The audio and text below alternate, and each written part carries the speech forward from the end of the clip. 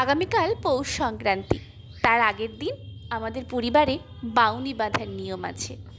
তার জন্য আমি একটি পাথরের ওপরে আলপনা দিয়েছি এবং সেখানে ইতুর ঘট রেখে তাতে চাল ভর্তি করে ইতুর সুপুরিটা দিয়েছি।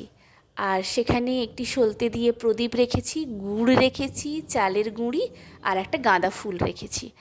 আর একটি ছোট্ট মাটির হাঁড়িকে একটি পাথরের বাটির ওপর বসিয়ে ওতে চাল ভর্তি করে মাটির হাঁড়িটা ওর ওপরে একটি গোটা আলু রেখেছি একটি। আর খড় জোগাড় করেছি বাউনি বাঁধার জন্য।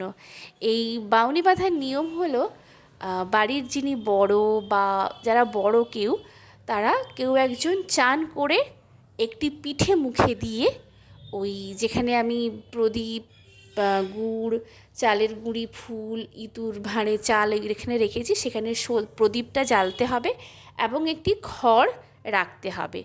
আর লক্ষ্মীর হাঁড়িতে খড় ভাত মাখতে হবে।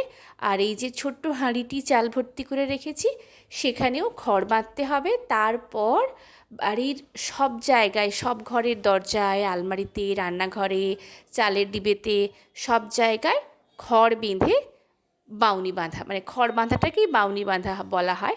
আর সেখানে একটি মন্ত্র বলতে হয়, দিয়ে বাউনি বাঁধতে হয়।